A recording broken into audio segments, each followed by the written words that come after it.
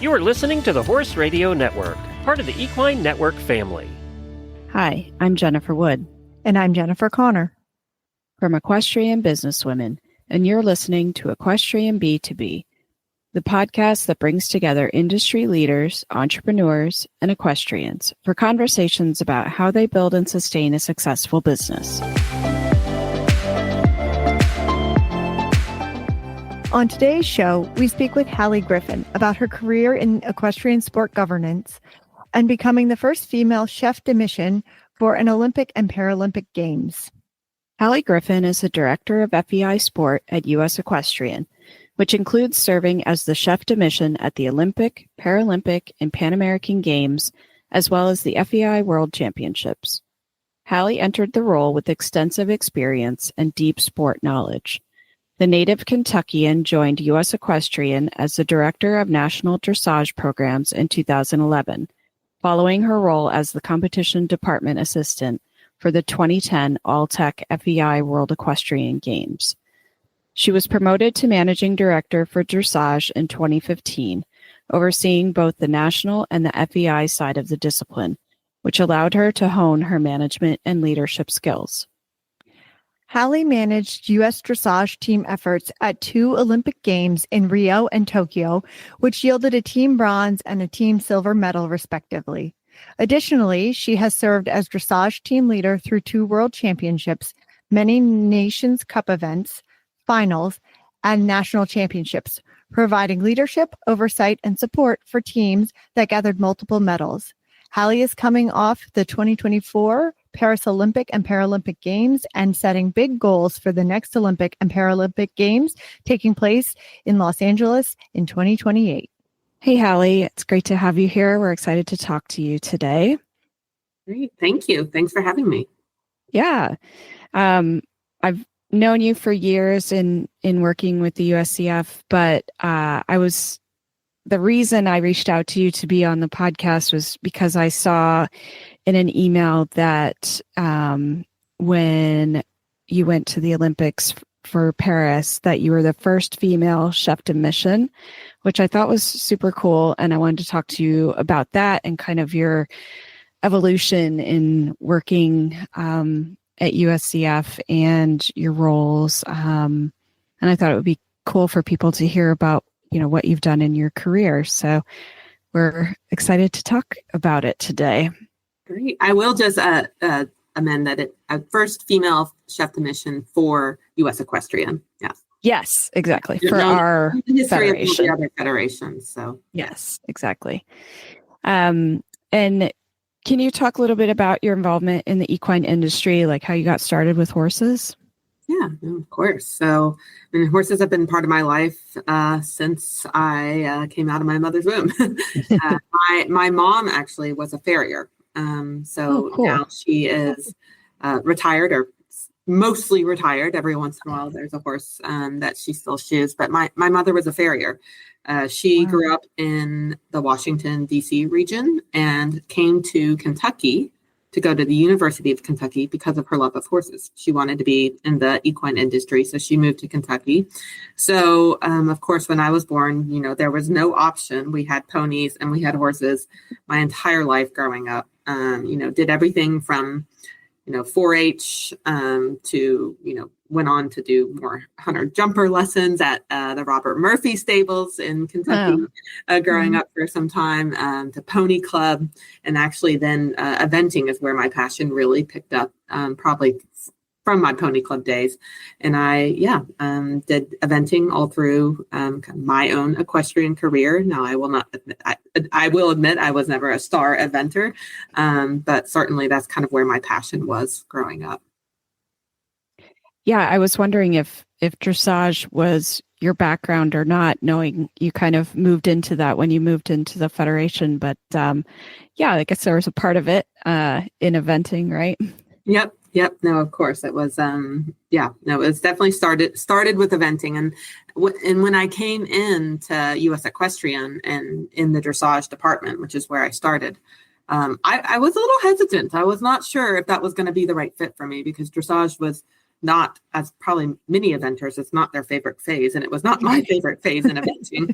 So I was a little hesitant on it, but I have to say, I mean, I have a real passion and love for it now after working many years in it.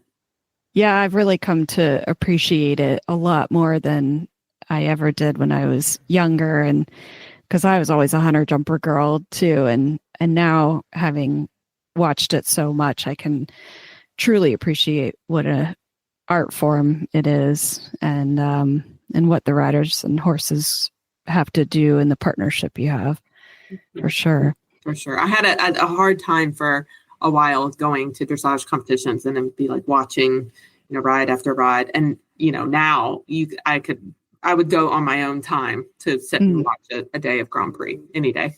Really? Yeah. I don't know if I go that far, but yeah, I can appreciate it. I can appreciate it too. Yeah. Even though when I was a kid, it was the same thing. I was like, oh, I did a lot of pony club, and my mom would like, oh, we're going to go do this rally, that dressage, this. I'm like, oh my God, Mom, why? And she was like, because it's important. It's a foundation. It's all these things. So I felt like, tortured. But now, yeah, when you see, especially when you see a good pair, you're like, yeah, wow, a lot of appreciation for good horses and good riders. Definitely. And so did you kind of, as you're in your junior years, was it, I want to ride in the Olympics? Did you want a career as a rider or trainer? Certainly. Yeah.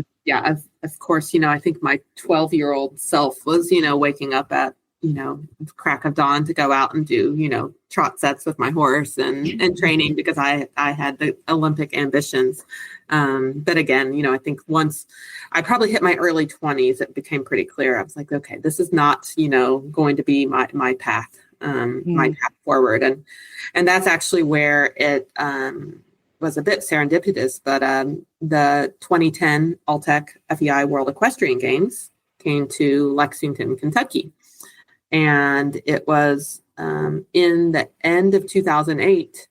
I was a little bit, in those early 20s, a little bit lost of, okay, I think I'm going to go to law school. That seemed like a good idea. I did the same thing. I thought law school seemed like a good solution. I'm not sure why, but I did like, I studied political science when I was in university. And so it seemed like a natural route, but I was just kind of going with the herd. And I became aware through a family friend that there is an opening that they were looking for an assistant in the competitions department for the World Equestrian Games Foundation. And that was the group that was set up to be the organizing committee for the 2010 WEG. So I went in for an interview. They offered me the job. I was extremely excited. It was my first salary job. With a very, very, small salary. But at the time, I just thought it was fantastic because it was a salary. And I was fortunate to get to work with Kate Jackson, who was my direct boss and direct supervisor. And I supported her with a bit of everything, which really opened up my eyes to an entire other area that I had never thought of as a career. Yep. I think that is a recurring theme in people that we talk to on this podcast, that they're in jobs that they never would have thought of in the industry or connected to horses when they were younger. And I think it's so cool to be able to talk to younger equestrians now and say, go for your dreams. If it doesn't work out, trust me, you can still have a life with horses in lots of different ways with whatever talent and skills that you have. It's, there's just so many things you can do in this industry. Oh, no, that's so absolutely true. I mean, even just within kind of my area, which is probably, so I started off very, very entry level on an organizing committee and on the organizer side. Post the 2010 WEG, I think that I still remember the WEG ended October 10th. My job ended October 15th. And I didn't have another job lined up right away. I did have some things that were kind of in the works, but nothing lined up right away. And with my salary that I mentioned, which was quite small, I did move home and I lived with my parents, and I continued volunteering actually because they needed everyone's jobs ended right away. And I know that help was still needed, and I didn't have a job, and I knew that, I loved what I was doing with them. So I did volunteer work for a couple of months for the foundation, just to settle up, prize money payouts. And there were a lot of closing things that we had to do with the FEI. And looking back on that, I wasn't doing it trying to get ahead or trying to get an in, but that helped me so much, I think, in furthering some relationships, and I believe to help open up some more doors, and to people who I still have connections with and I still work with to this day. So, it's just saying that you never know sometimes where things are going to take you. Right. Because, after that WEG is when I thought I wanted to go on and I was an event junkie. I thought I was an event junkie. I wanted to keep doing the events. And I explored some options and things, and ultimately found myself at US Equestrian. Yeah. When you went in for the job as an assistant, was there like a specific job that you had to do, or was it kind of like just be here and do everything and get your hands wet, your feet wet in every aspect of it? Yeah, it was a bit of everything from sitting in a meeting and taking notes to I took the Aachen 2006 definite schedule from the WEG, the previous WEG, and was typing out our own draft schedule. I think one of my first things I was asked to do was also read all the FEI rule books. So I read all the discipline rule books, and everything from looking at the golf cart assignments and tracking golf carts to when we had the national federations and the teams come to do site visits beforehand, helping lead in those meetings and taking people around on tours to showing them what the plans were. So again, it was just a massive opportunity for me. And I really, looking back, I don't think I knew in the moment what that opportunity was. It's really interesting because I think sometimes that's what happens. We're young and we're like, oh, is this going to get me further ahead or not? And so for you to be able to like just jump in and roll up your sleeves and do whatever they asked and get all of that experience instead of like calculating it ahead of time is so important and so good, because you can learn so much from just about anybody, even if it's learning what not to do. And there was plenty of what not to do. I learned during that games, certainly, and I think the connections that you make and then maintaining those connections and relationships. That's where I met Jim Wolfe, who ultimately hired me at USEF. I met Will Connell, who was the chef de mission of the British, and then came to work at USEF. The chef de mission for the Dutch team, lots of different FEI officials. I think David Disler was one of my first introductions with him. So many different people, and a lot of those connections have helped me now, and even in my current role. Yeah, I think for younger people now, that is a really good story for them to hear, in saying, if you take a job and you may not be told this is exactly what you're going to do, but if you can say, it's okay, I'm just going to do whatever you tell me to do, and I'm going to learn lots of different things, and I'm just going to take whatever you give me, that I think that serves you better in the long run. And people notice it, especially in this industry, when you're willing to just jump in and help wherever it's needed. That is, that's what people want here at horse shows, and that's what you need at events, right? You very rarely find anyone at an event who's like, oh no, I don't do that. At a horse show, and someone's like, oh, I'm not carrying that box over there or whatever, because that's below me.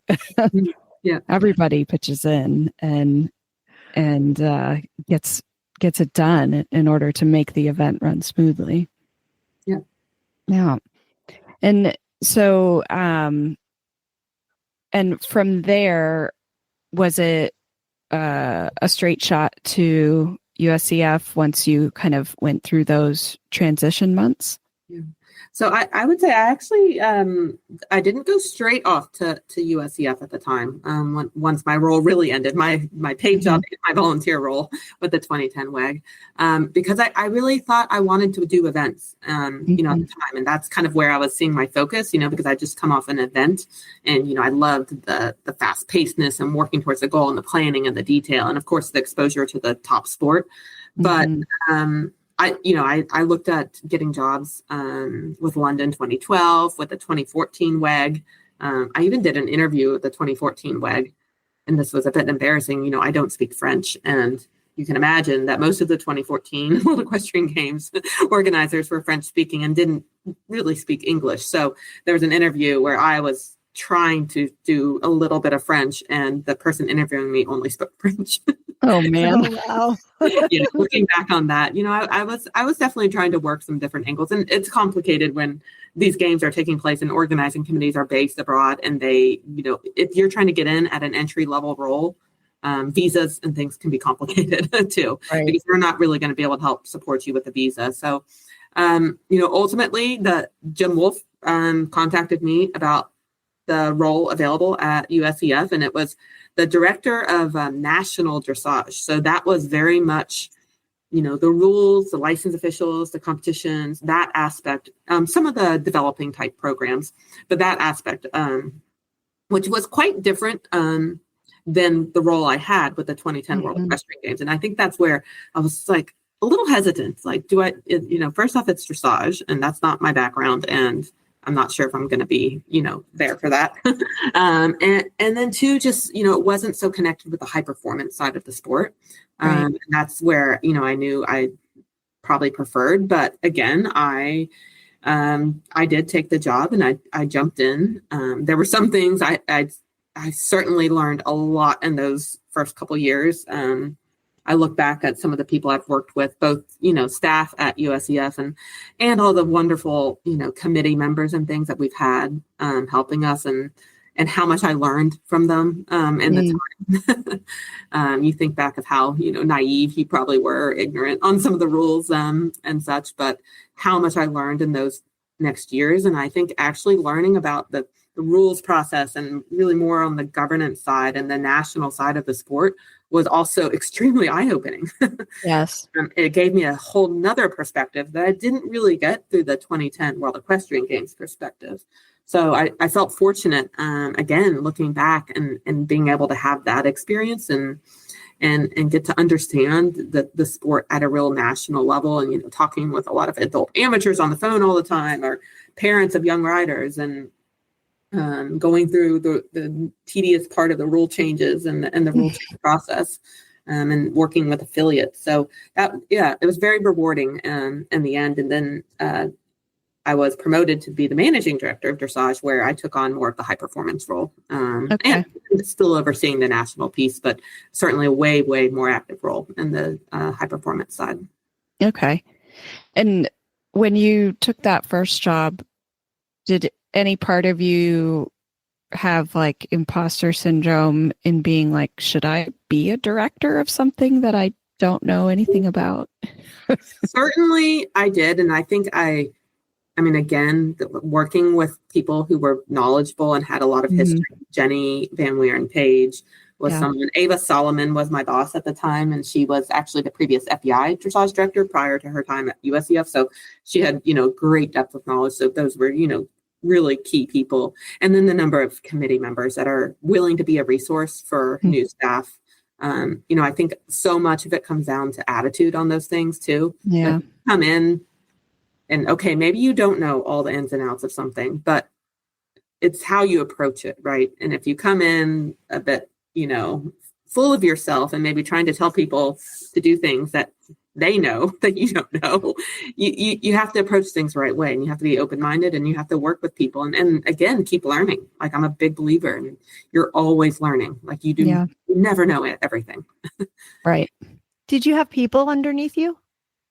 When I very first started, no, but pretty soon after, I had someone that reported to me, and then, And then when I worked in the managing director role, I think there were, 4 or 5 direct reports. Now, there's always been a lot of independent contractors, which we work with, and those do technically report in as well. So how was That's that a transition too, right? Yeah. Like, how was that from, being underneath somebody and then having people underneath you to report to you? Yeah, I think that's something that that's a great question, because it's something that sneaks up, I think, as you grow in a career, right? You don't really necessarily, at least for myself, I didn't think of growth in a career as being all of a sudden having a bunch of people reporting to me. I saw it as like what I was doing and not what, I would be overseeing of other people doing. So, I mean, people management and management is not easy. I mean, we say this all the time here at USCF, and I think it's something you have to actively work on and be very aware of, what your employees' roles and responsibilities are, and trying to be clear on expectations.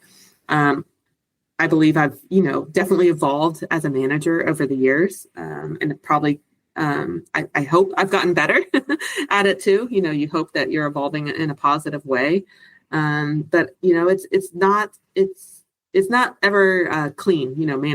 Management's not right when you're managing people. There's always going to be something kind of messy, and I think it's about being aware of what that is and being able to work through it with your team. Is really how I see it. But it's certainly something I think in our industry that we need to spend time on being aware that we are managers. If you have people working, reporting to you, you have to be aware of your role as a manager. Yeah, for sure. Yeah, like you said, it's not easy. And part of that always learning is, learning how to be a better manager, and leadership plays into that as well. Mm-hmm. So being a woman in this industry, what kind of advice can you give to other women looking to grow to the next level? Because you've obviously grown and transitioned through your career, and it would be great to get some advice if there's people out there looking to do the same thing. Yeah, no, that's a great question. For myself, as I've kind of mentioned, I never had a specific plan. I knew that I had a passion for the sport, for sure, and for working in the equine industry, working with high performance sport, but also learning that I had this passion for this national side of the sport as well. So I think it's incredibly important to follow your passion, to be patient. You're not going to grow overnight, and it takes a while sometimes to learn, where this road might be taking you, but, certainly be patient. And that's actually advice I've also had, from other women leaders is to be patient. And I think it's learn everything you can on the journey, and just always putting up your best face, be the best person that you can be along that journey. I think that's really good totally advice. Agree. The patience thing, I think, is what a lot of people lack. They want immediate gratification and feel like they should be progressing faster, and it doesn't work like that, honestly. Mm-hmm. And it very rarely does, I would say. Mm-hmm. Yeah, no, I mean, I go back to myself 10 years ago, and I think I probably was being a pain in the butt sometimes. But I think you can be ambitious and patient. Mm-hmm. Yes. Certainly. Yeah. Yeah, I think you can put it out there of what you want and what you would like to do, but understand that, you're working in order to put those building blocks together, and, not expecting it every time you turn around that something's going to be handed to you. Right. And I think that's where we've talked about having like clear discussions about like what your goals are, and letting your bosses know, and seeing if there's a way, like, because the answer isn't always no. Sometimes it's just not now, or, we need to take these steps to get there. And instead of just, turning your back and being like, oh, well, I'm not getting where I want to here. Maybe it's, you're just not there yet. Be a little more patient, and, maybe this can grow into something different. Mm-hmm. Yeah. No, being patient and always just keep learning, being open-minded about it too. Yeah. Because maybe what you think you want it isn't going to work for you a few years down the road. Yep. Yeah. I always say, be careful what you wish for. That too. Yeah. Yeah. Totally. Not trying to be negative. I'm just saying, like, Yeah. And when you kind of moved into the director of FEI sport, that kind of firmly puts you in that high performance role. Did you feel like, oh, I've made it to where I finally want to be, or was it was it more like, this is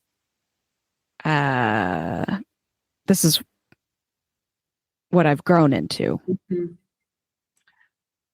I would say it's probably been more on this is what I've grown into. Certainly, like I said, when I started at USEF, I was hesitant on the dressage piece, but then grew to absolutely love it. And I became very comfortable in the dressage area, felt very comfortable with the dressage team. But at the same time, I always had this itch to kind of get back into more of a multidiscipline role or supporting in other areas, supporting in other disciplines. I loved it whenever we had, dressage Nations Cup events with jumping, or of course going to Aachen, or, the events where you have the multidisciplines going, and that, I still had this desire to like be at these events that had the multidiscipline mashup. But I don't know if it was ever like that, what this, the role I'm in now, I don't know if that's what I ever saw as like that's my dream job. That's what I'm going for. Certainly I'm in it. And yes, there are challenges, and I don't think I've mastered everything by any means. I'm not at the comfort maybe that I felt in the dressage role at the end, right? But I do love it. I absolutely love supporting the top sport. I think we're in an extremely exciting time, coming off now of a quadrennial and going into a new quadrennial with a home Olympic and Paralympic Games. And that gives us, I think, all a lot of energy and motivation, for these next years. Can I ask you a more personal question, but what is the travel like? I mean, especially now that you're more than one discipline, how do you handle the travel? So that's a good question. Actually, a lot of people ask me about that. How's your travel changed? And I travel. I was on the road quite a bit when I was in the dressage managing director role and team leader for dressage, because I was at all the major dressage events. I would say my travel might be a little bit more than what it was when I was in the dressage role, but it's more varied. I'm out seeing. Certainly there's been a lot more focus in the last year and a half on the Olympic and Paralympics, because we just had the Paris quad finish. But now I'm out at really 7 different disciplines, FEI disciplines. So it certainly keeps it interesting, because every event, every discipline has its own style and maybe even personality, you could say. Yeah. So that makes it very interesting. But the travel is okay. I've got young children at home and an amazing supportive husband who puts up with all of this and is he is supportive, and he never complains a bit about it. So I feel extremely fortunate for that I have that home base and that support on the home angle that allows me to be out on the road as much as I can be. Yeah. I've cut back on travel quite a bit, and, did more of it actually when the kids were, when my son was really young.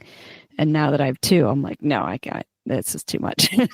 It is funny. My, I'll FaceTime home sometimes. I don't actually FaceTime a whole lot, just because I feel like it often Me either. interrupting them more. Exactly. I know. But when I do FaceTime, all the kids want to do is press the red button, because they want to be the ones that press the red button. So that's what the whole conversation's about. So luckily they're young enough right now. I think that it's not fully, in their head of how long the time periods are that I'm gone. For the Olympics, this last year in Paralympics, I spent 3 weeks in Versailles for the Olympic Games and another 2 weeks during the Paralympic Games. So I was gone a total of 5 weeks just in that summertime period. And that doesn't include Aachen, League of Nations, my mini trips to Wellington and California. So there's certainly been a lot of travel, but it's worth it. I think it's important to be boots on the ground, especially in my role. You've got to know what's happening on the ground. And we have an amazing team of discipline directors, and they are the ones who are really on the ground in their disciplines. Right. But for me to be able to get out there, especially still being semi-new in this role, and making sure that I'm understanding firsthand, what people are experiencing at events and what's happening. Yeah. Cool. That's awesome. And what does the role of chef de mission actually encompass? Yeah, so the chef de mission role is it's a games time kind of term and terminology, but the chef de mission. So in the lead up, we're charged with the logistics and the management of the teams. We are the leader of the overall team for our country. So that means technically all of our team leaders and our chefs are reporting to me if there's any incident during a games. Then the lead up, it's mainly logistics and the overall plan and structure. When it comes to games time, it's the activation of the logistics plan, which we have some great staff members that lead on logistics. Stephen Morrissey is our director of logistics when it comes to games, so he's really our logistics master. But certainly the activation of all of our logistics and the performance plans. But for me, it's a little bit more troubleshooting games time. I hope to kind of be in the background and only popping up when I absolutely need to be supporting our chefs and supporting our team leaders on the plans that they've laid out, dealing with the issues as they arise. Do you think that's been your personal way of doing it, or do you think that's what a chef de mission normally does? I think there's a bit of both here. I think people approach the role differently. There are some people that really like to be more front and center, and because that works for them, and that's what works in their team culture. I really believe in kind of setting the team environment and managing it from the backside, influencing and helping support the people that are charged, the chefs and the team leaders. Giving them, empowering them to do their roles and making sure that they have what they need to do their roles. Yeah.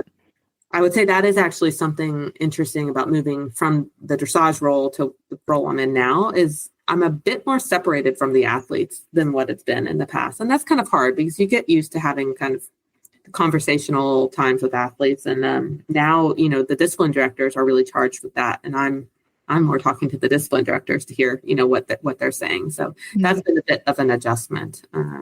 But it's one that I think I've slowly gotten better at it of stepping there. So what are those conversations about? Are they about like the horses, the riders, their performance, their plans on how they're performing, like who's going to be on the team? Like what is that conversation kind of like that you're having? Yeah. I mean, I would say, right now it's about laying out the plans for the next 4 years. There's a lot of contracts and things that are being updated and being done. So it's, working with our discipline directors and our chefs on laying out, what's the more detailed plan for next year, how we're approaching the 2026 World Championships. What do the Pan Ams mean for us in 2027? Because with us being the host nation in 2028, we will already have our host qualification spot. That means we don't have to qualify for the Olympics or Paralympics. Now, that still has to be written in stone by the FEI, but we have good confidence that that's what will happen because historically the host nation has already receives a team qualification spots. But, that's just a relief. Yeah. So that's really what we're, it's working through what those plans look like, what the strategy is for which nations cups are being targeted are there anything that we need to be pushing with the USOPC, which is the U.S. Olympic and Paralympic Committee, and the FEI, when it comes to Olympic rules or accreditation allocations. Trying to give more examples, but there's so many moving parts. It's a lot. Yeah, it's a lot. I don't know if people would, everybody understands like how much it is. That's why I asked the question, because I feel like it's a lot and people need to understand how much it is. Right. Yeah. No, and that's only talking about the Olympic sports, because there are, other FEI sports that aren't in the Olympics that you work with. Yeah. I mean, every year we have driving world championships I of was, some I was sort, because gonna ask you. there's ponies, there's singles, there's pairs, and there's four in hands and para driving. So there's a rotation of driving world championships.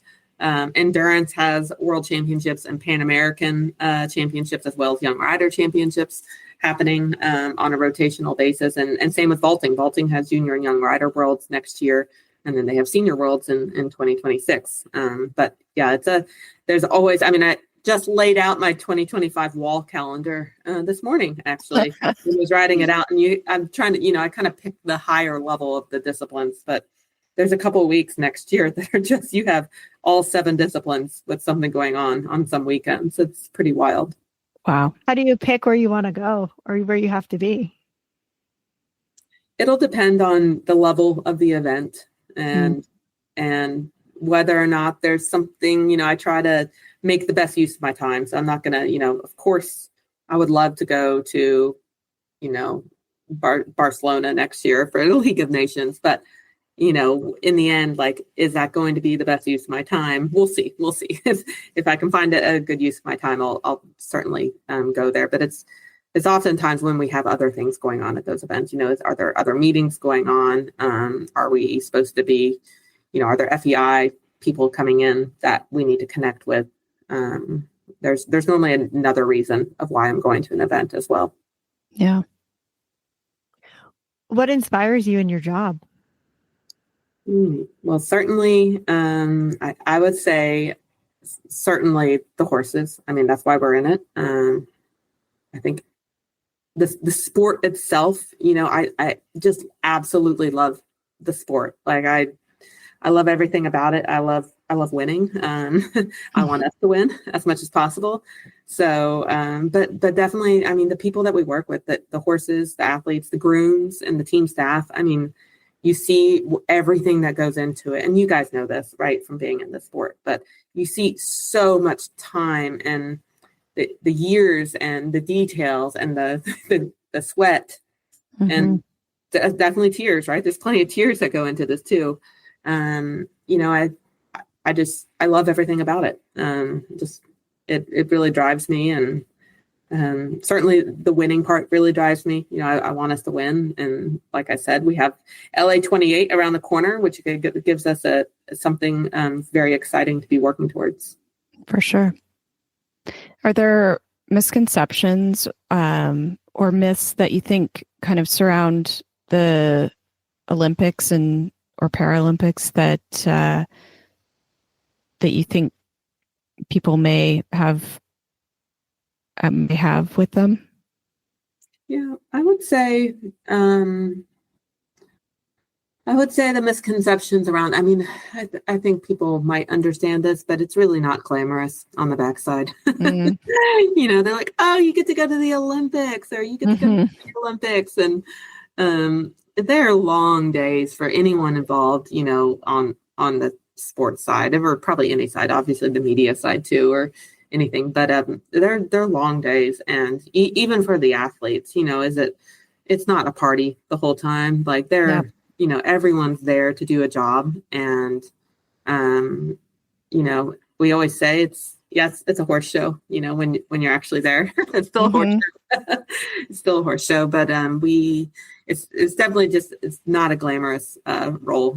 I think in Versailles this year, walking around with, we had every type of weather possible, from the pouring down rain and being soaked through to the bone and freezing to, spectators having to be taken out of the stands because it was so hot. Oh my gosh. So, dealing with all of the physical elements, the emotional piece of the ups and downs that you have with, the athletes and the grooms and the teams and this, the success or not having the success, it certainly takes a toll on you for sure. Yeah. It must be really emotionally draining to be putting so much into that and for that long too. So the athletes, they're there for a few days probably. And you guys with the federation are there for weeks dealing with it.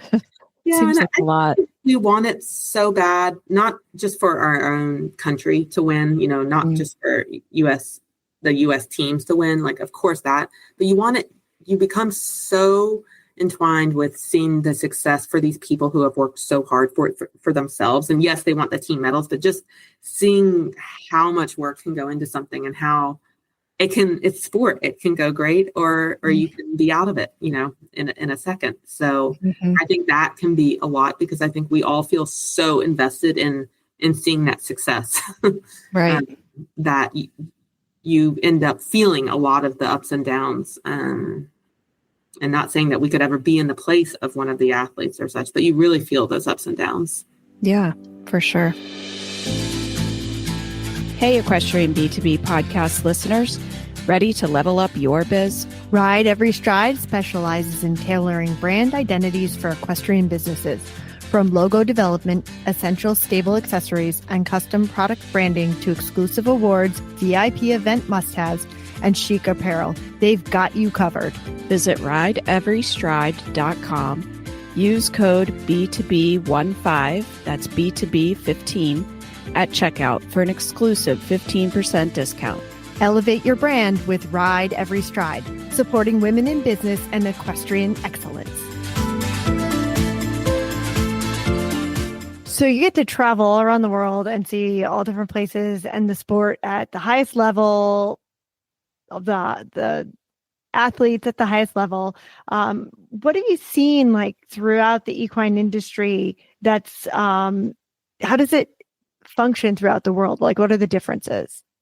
Oh, interesting question. So, on the national federation side, since, I work for a national federation, national governing body, as the USOPC terminology, for sure, every national federation is structured very differently.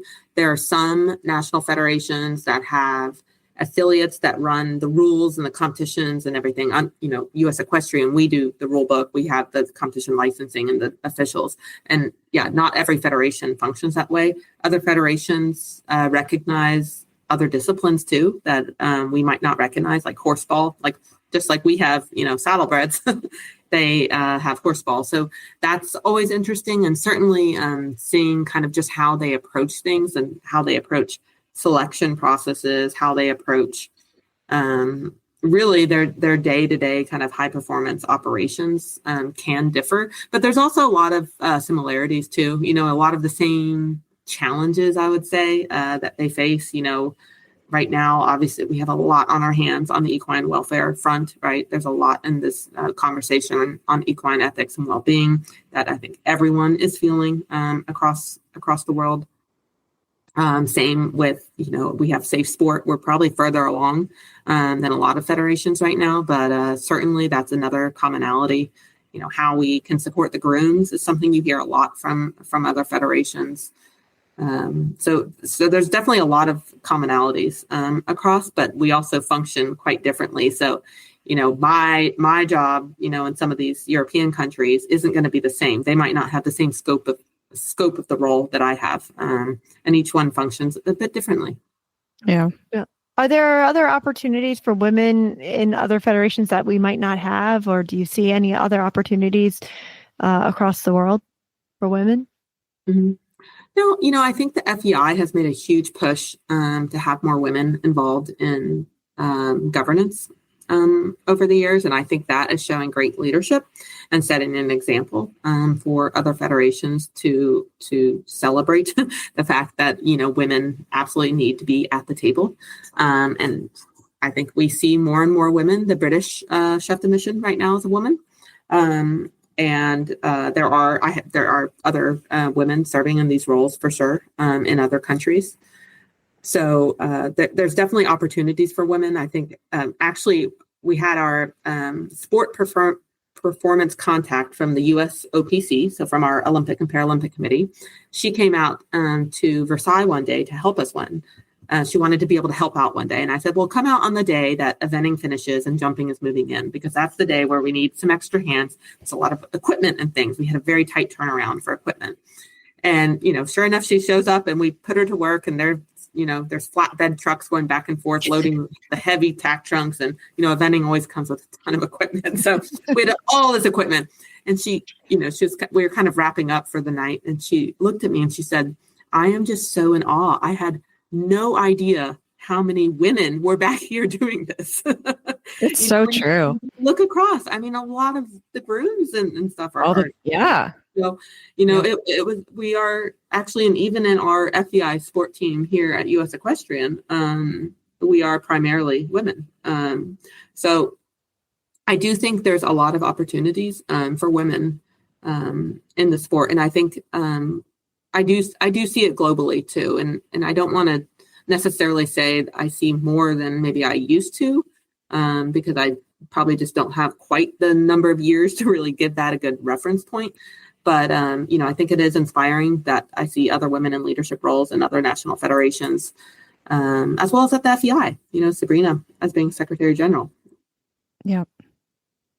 Yeah, I've always said it's incredible, like what women grooms can do and, how hard they work and what they can lift. And it's like, when I was a groom and like unloading flatbeds of hay and like now, no, I can barely lift anything. That's because we crippled ourselves doing it when we were in our 20s. Yeah. I'm like, I worked for a breeding farm. We'd take like 80 yearlings to a sale, and I'd be like climbing on the top of all of the stalls, hanging drapes between them, and like rolling out mats. We like a truck that had to have like mats everywhere. Those were the worst. Wet too, because they'd take them out of the barns and hose them down before we loaded them on the truck to go. Right. So we had a bunch of guys that went. I was like the female there doing all the extra stuff and climbing all over the place. And so I know it's amazing what you can get done. Truly. It is. No, it is. Yeah. I mean, the amount of manual labor that we do at the games is a lot. Right. I think that might be surprising for people to realize too. Yeah. Hear about like. I think so too. It's going back to the not so glamorous part of the job, but you definitely get your workout in. So. Yep. And your steps at horse shows for the most part. We did a good step counter or step tracker during the Paris Olympics. Actually, it's just kind of a fun staff thing, just to kind of keep something fun going every day. So we had a chart tracking all of our steps.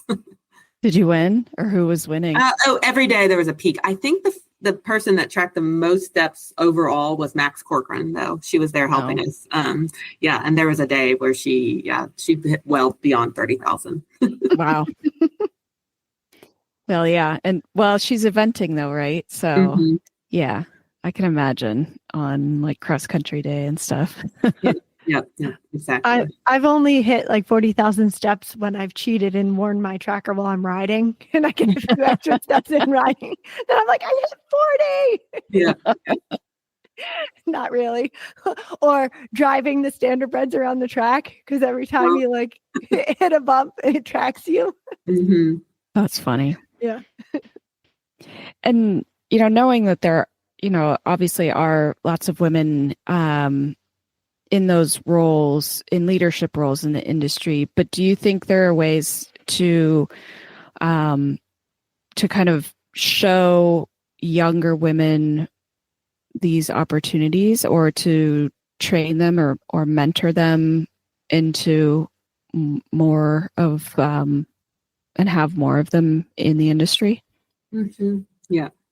No, I think absolutely yes. I think we have to cheer for one another. I think sometimes we don't need to get into bringing other women down, and it's not a competition. There's more than one seat for women, at that table and where decisions are being made. So I think really cheering on other women and helping promote them, and yes, mentor them, and taking them under your wing is absolutely a way to help promote, having more women come up in leadership roles in our industry. Yeah. I think that's important in something like the Federation too. I feel like whenever we talk about something in the industry, especially on social media, everyone's like, well, what is USCF doing? What is USCF doing about this issue? and it's like, favorite question. Always to us. It always goes to USCF. But I think there is opportunity there, and it's not just USCF. Obviously, there's other national federations that can be doing more as well. And that's what I think we're trying to help accomplish with plans that we have, and putting people in touch with mentors and providing education at events and things like that. So yeah, here's hoping we can kind of move things along as we grow into our senior leadership positions. Well, I think that it's important for us to start getting the message out that when you're young and you're around horse shows, like, instead of being so in that bubble of horse shows and what horse shows do, maybe opening up your mind and your eyes to what's going on around you at the shows, that maybe you could have a career or a job in that, if it's, not going to be being a trainer or a veterinarian or a farrier, or, there's other things to do related to horse shows. But I think so many times we just get stuck in this bubble that we're going in the ring on a horse and coming out and doing this and going back to the barn and, not really considering what all it takes. Because I know for myself, if I had known, I also like planning events, and if I knew there were opportunities like that, it may have looked different in my path. I just didn't know. Even the job that I have now, I didn't know it existed until I worked someplace and heard about it. So, and I think a little bit it was just not being aware of what was going on around me. Mm-hmm. Yeah. And I think that's one of the plans that we have too, is being able to talk to, equine programs in universities and saying, you're planning for this, but here are other things that you can do, and listen to all of these people talk about the different jobs that they have, who may have started with a different degree or found something else that they loved that still kept them with horses every day. Yes, no, absolutely. Yeah. There's so many different ways that you can go in the equestrian industry, and across all of that are opportunities for women. Yeah.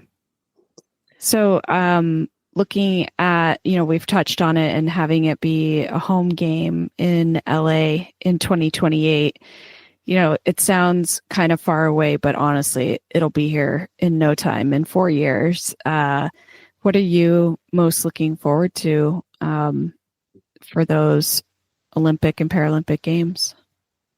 Medals. Not of gold. Yeah, as you can see, there's a little bit of a theme, but yes, that's certainly medals. That is the absolute primary focus, and the thing that I am hyper, focused on as we head into this new quadrennial, as we say.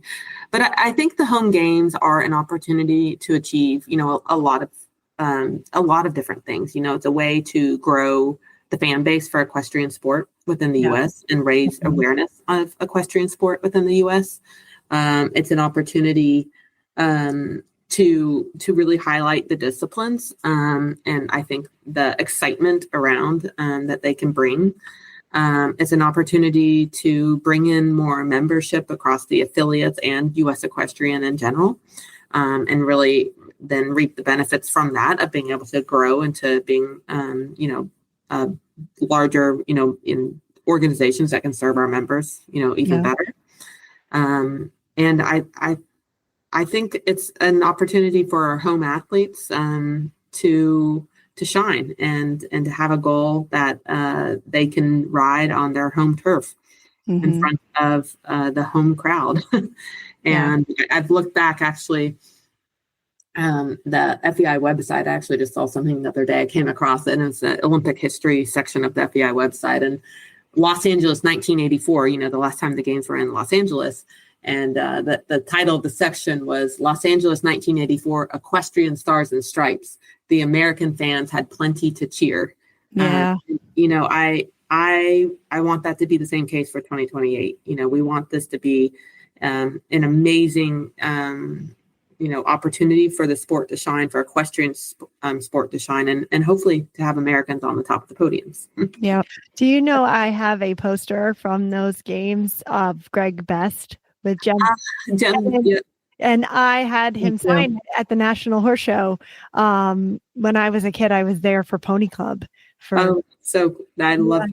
Yeah. And I've got an LA. This is an LA poster. You guys on the podcast won't be able to see it, but I have an LA poster right behind me in my office that I hung up about a year ago.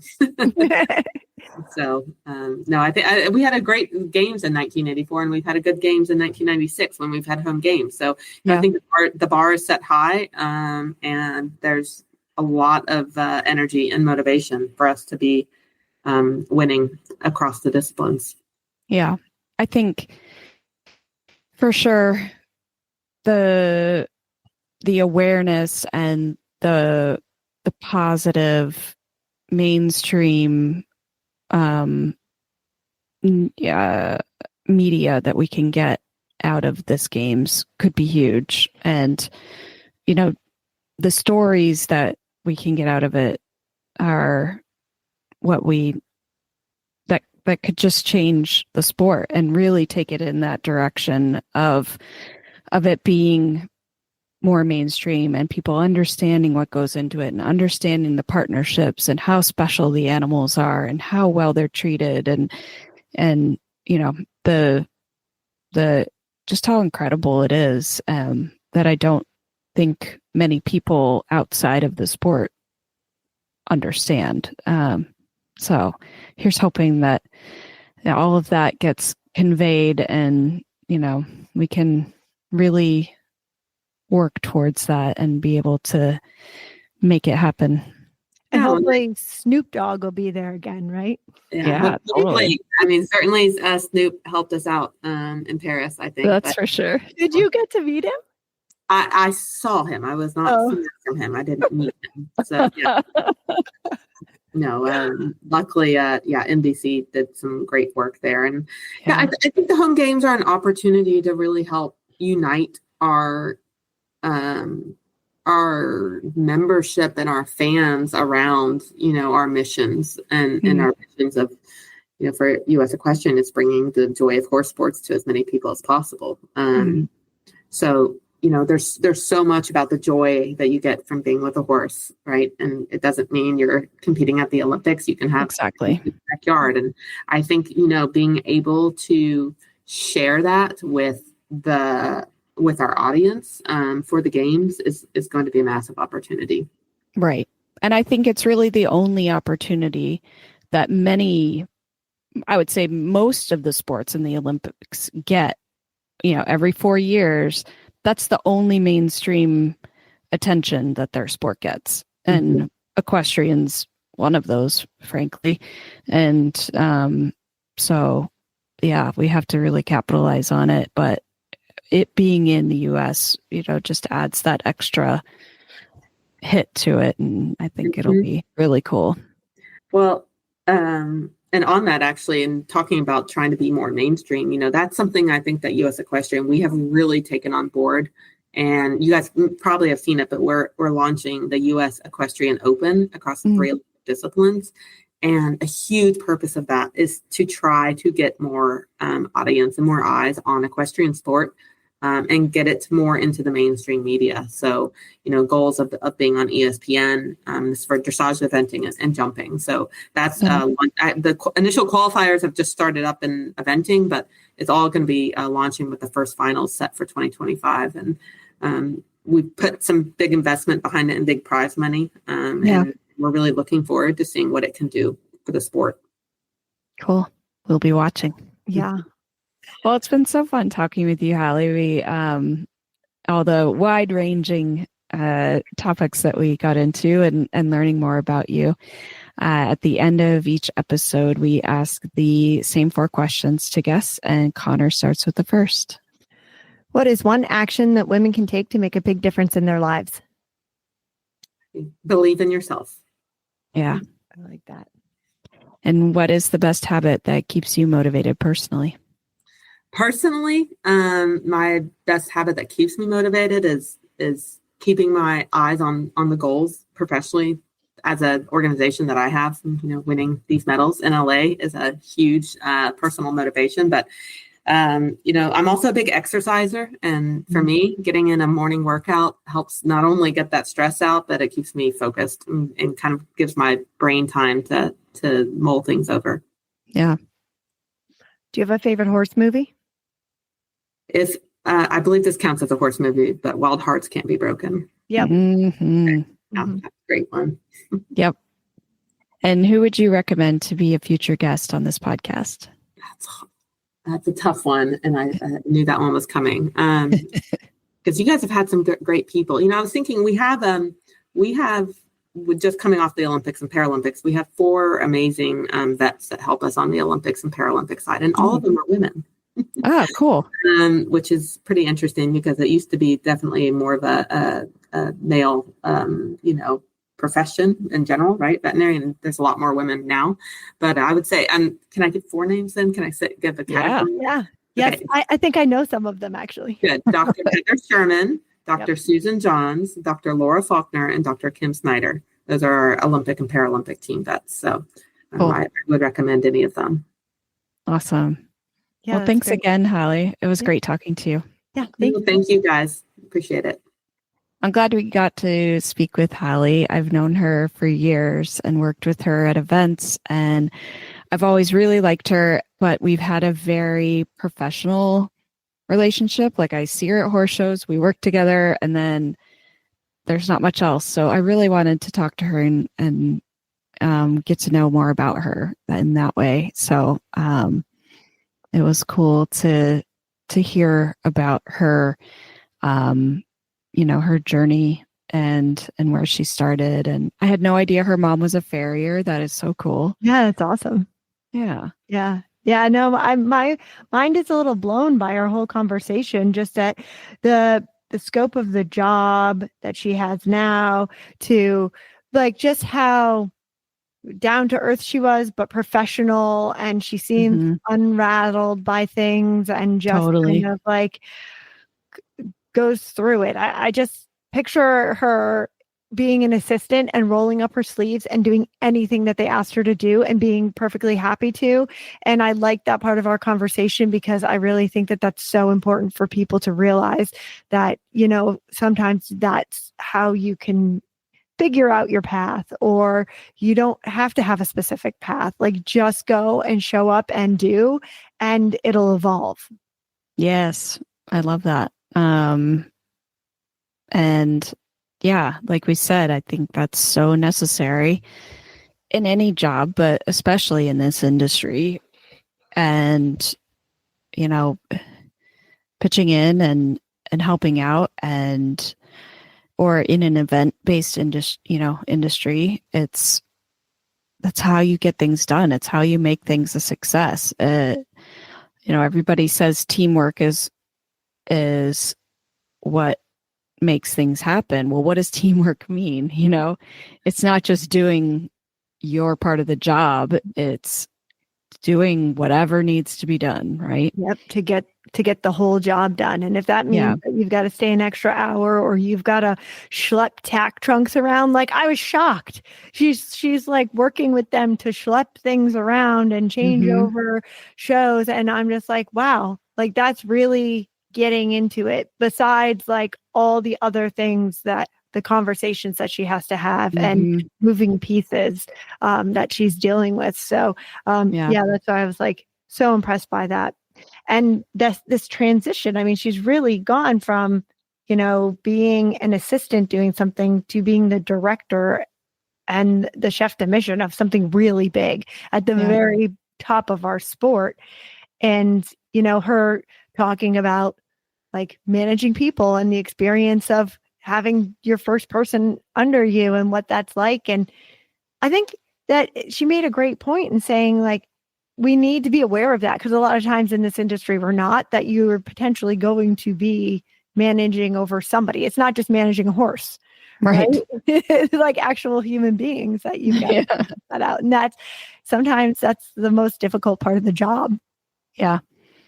And I think, now that she's in the position she's in, where she's dealing with all the disciplines and, lots of different personalities and Yep. very strong personalities, and lots of people who are used to getting their way, and lots of people who, whether it's owners and riders and trainers and whoever else that thinks they have the most important opinion or their way is the best, or however it is that you've got to try and manage and make everybody happy or find a happy medium or whatever it is. Like, that is not easy. And I think she's got the personality and the experience and to do that.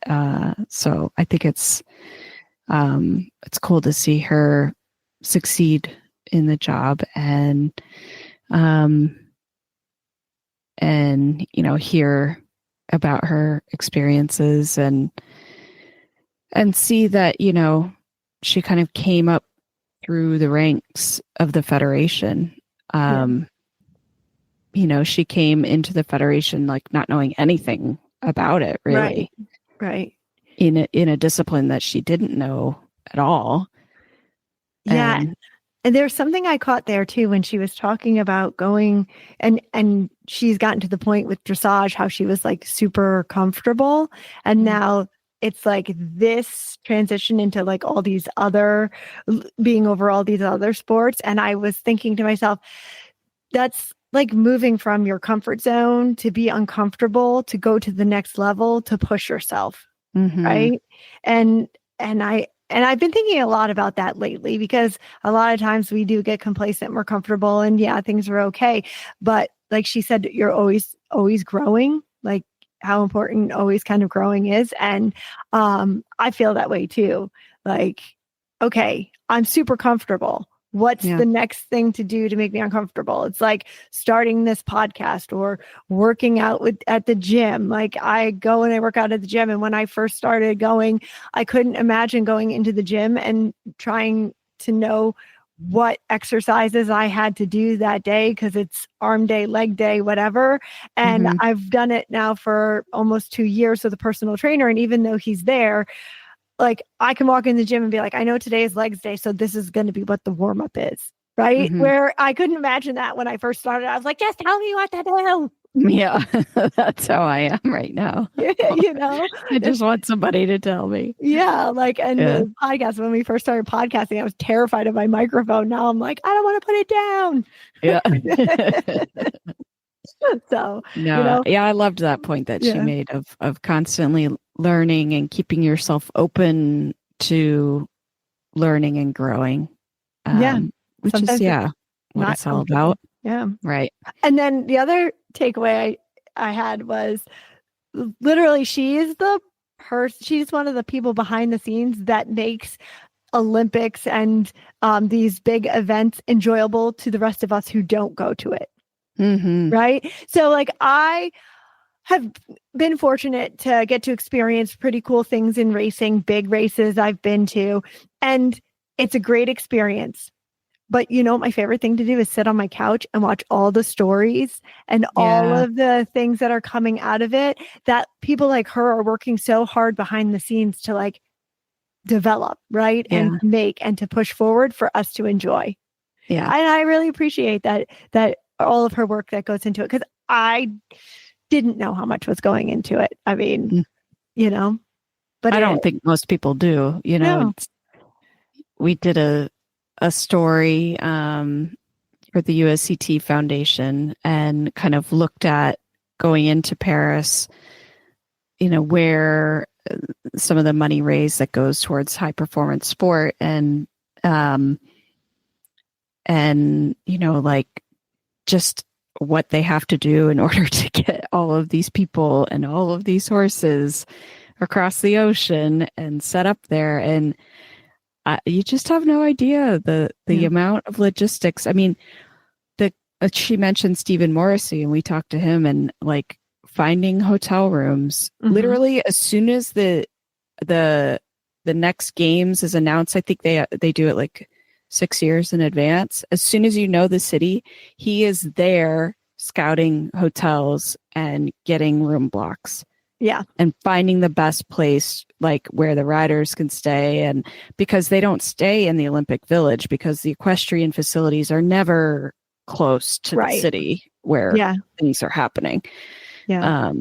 They always have to be out by where the horses are. So, it's truly a huge undertaking. And these people just put so much, like she said, time and sweat and tears into it, for us to enjoy watching it and to marvel at how incredible these athletes are. So it was cool to hear a little behind the scenes too. Yeah, it's really cool. And I think I'll be very excited to see what comes for the 2028 games in Los Angeles. So that's going to be really, really awesome. We're going to wrap up today, and you can find the links to today's guests and the show notes at www.eqbusinesswomen.com. Equestrian B2B is out twice a month on the 1st and the 15th. You can find out more at eqbusinesswomen.com and follow us on Facebook and Instagram. Find Equestrian B2B wherever you get your podcasts, and be sure to follow, subscribe, and leave a review. You can have all 20-plus shows of the Horse Radio Network with you wherever you go with their free app for iPhone and Android. Go to your app store and search Horse Radio Network. Now go save a seat for someone at the table.